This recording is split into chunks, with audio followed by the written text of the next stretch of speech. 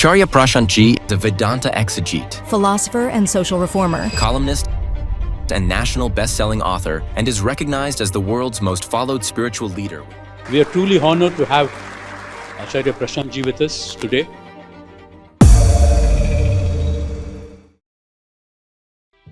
Neuroscientists have now come to a point there is no free will. You say, I'm thinking of having a cup of coffee. You experience that process only at t is equal to 5 or 6 seconds. But the urge originated at t is equal to 0. So that way there is no free will. You're not the chooser, but you can be the observer. When that observation happens, something magical happens.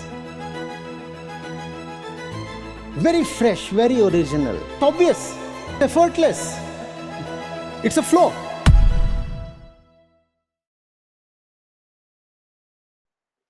Namaste, sir. So my name is Palash. So just to begin with, so the contribution you have made to both of our journey of self-knowledge, it is invaluable and I can't speak in words, so just thank you. My question is, sir, I have been a follower of neuroscience and evolutionary biology for years now, sir. And you know that the neuroscientists have now come to a point where we understand that technically there is no free will in the way we and our choices are ultimately the outcomes of our biological history and environmental history. So my dissonance is, sir, does this neuroscientific understanding coexist with the Vedantic philosophy, which to some extent puts me and my choices at the center? So these two understandings, do they actually coexist? Please enlighten. There is no dissonance here. It's a beautiful question. Neuroscience will say there is no free will, right? You, in fact, realize what you're doing or experiencing long after the processes that lead to that deed or experience have initiated. So if at t is equal to 0, a particular physical process originates in the body. Everything originates in the body. The body is everything. And the brain is a part of the body. So the brain is body. So at t is equal to 0, if a particular process originates, you come to experience that process only at t is equal to 5 or 6 or 10. And when you come to experience it, you probably feel like owning it. Let's take the example of a thought. You say, I am thinking that, and this statement, please sit. This statement is made at t is equal to 6, whatever be the unit, t is equal to 6 seconds. This statement is made at t is equal to 6 seconds. I am thinking. For example, I'm thinking of having a cup of coffee. As simple as that. But the urge originated at t is equal to 0. Is it really your thought then? You think that at t is equal to 6, you decided to have a cup of coffee. But the fact is that the processes that lead to that urge had initiated way before you experienced the urge. So that way there is no free will. Vedanta does not say there is a free will or that there is a free chooser. No. What it says comes to the absence of free will, but through a very different route. The route is that of choiceless understanding. You're not the chooser, but you can be the observer. Now there is no doing happening there. Let all doing be conditioned. So if observation were a doing, then observation too were a conditioned activity. And that too would have fallen outside the purview of will, because everything that is conditioned is outside the purview of will. But you can observe. You can observe this entire flow of conditioned phenomena. In fact, when you talk of neuroscience, And I said phenomena. So you should also mention the field of phenomenology. That's one of the most striking fields that have emerged in the last century. How we relate to our observations and experiences. Huh? So you cannot be the doer or the chooser, but you can be the observer. Not only can you be the observer, it is your nature to observe. Because if you are not the observer and rather you are a participant, you are engaged, then you find that the result is suffering. Since suffering cannot be swabhav, nature, by nature we do not mean prakriti here, we mean swabhav.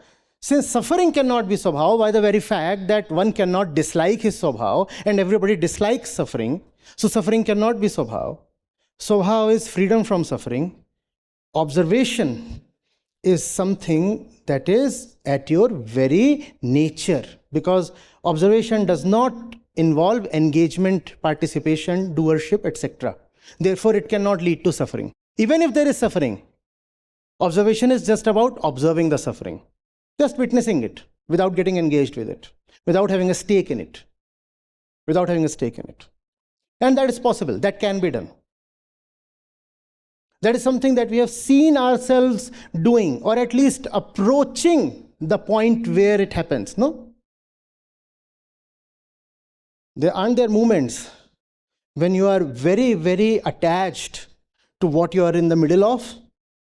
And aren't there moments when you can watch the happening with relative dispassion and detachment? Has that not happened with you? Has that not happened? So if that scale exists, where one end you can be very, very attached to what is happening, very, very attached. This is the television screen, a particular cricket match here, and you can be very attached. Every single ball you might find your heartbeat racing away, right? Another cricket match, have you not seen yourself being more or less indifferent to it? Yeah, let me have a look at the score and then I move on. So there does exist a scale. And if there does exist a scale, it is possible to go a long distance on that scale, no? And if you can go very, very far on that scale, you are approaching what is called absolute detachment. Well, absolute is not a word we should touch. But what is certain is that it is possible to observe. It is possible to be fair in your vision. Whenever you have a stake in something, the very observation becomes unfair, biased. You do not see what is happening. You see what you want to be happening. No? Does that not happen? So when that observation happens, something I've been caught. I've come to a word I never want to use. Something magical happens.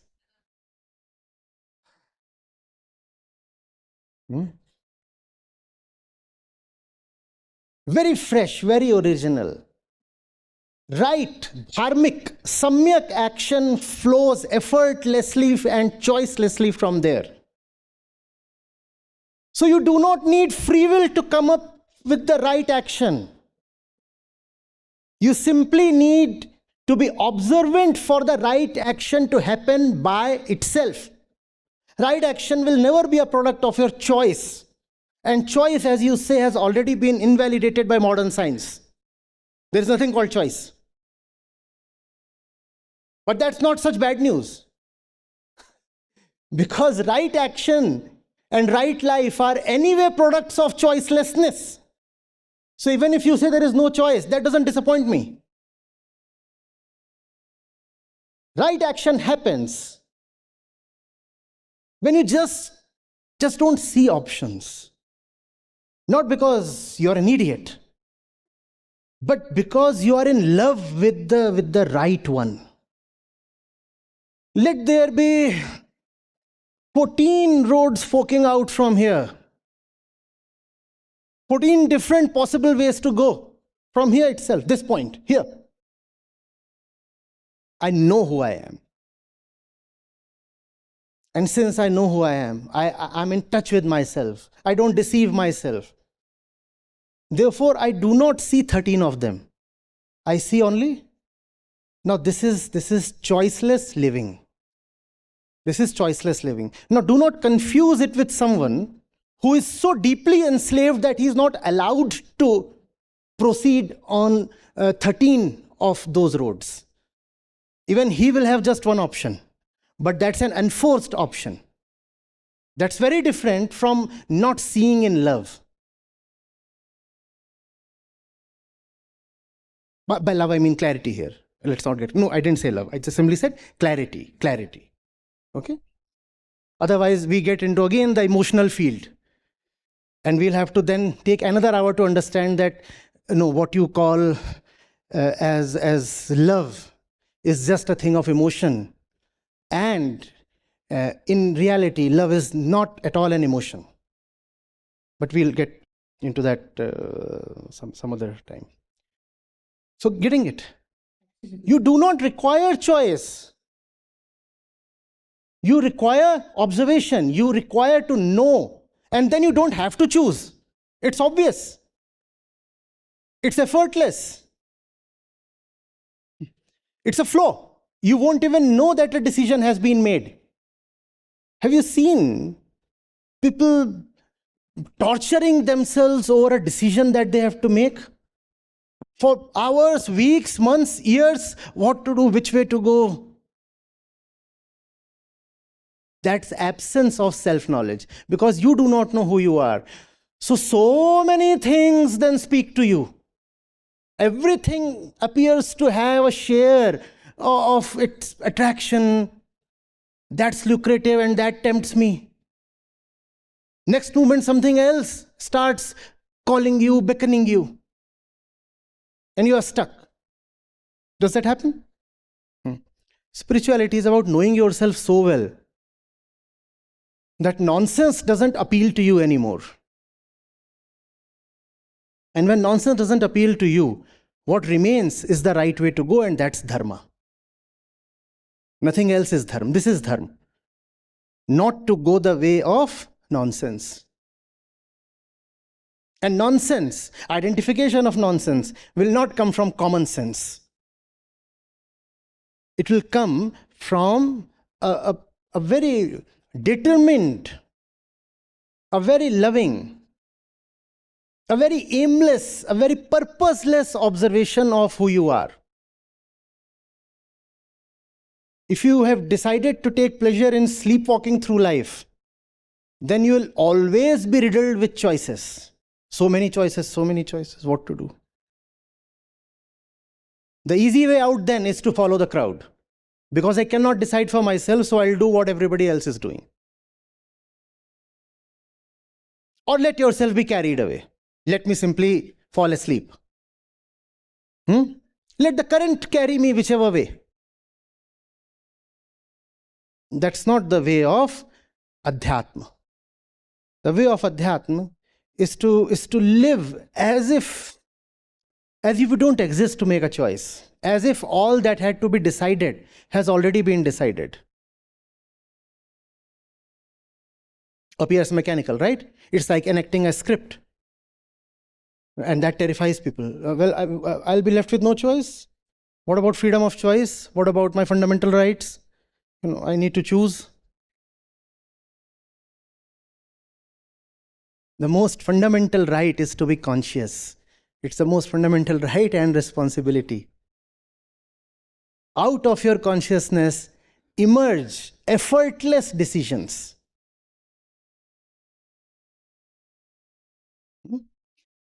But there are stakes in not being conscious. There are pleasures in being unconscious. Think of the usual kinds of pleasures that we have. Think of all the pleasures that life offers. Don't those pleasures involve being unconscious? In fact, if you are highly conscious, those pleasures will become unavailable to you. In the middle of the opportunity, you will find yourself aloof. You'll say, well, as the opportunity to have pleasure is there, but I can't get into it. I mean, not that there is a moral restriction or something. There is just no motivation to get into it. But yes, if you allow yourself a bit of inebriation, if you switch off the lights, then you can get into it. Because now you are unconscious. You want to make a man dance on something utterly ugly and obscene? Give him 1,000 watts of blaring music. That will have an influence on his physiology, causing his brain to stop functioning, and then he can dance. Seen wedding processions? You cannot do what you do there if you are not unconscious. For certain things to happen in life, you need to be unconscious. Things like, if you are fully conscious, think what will happen.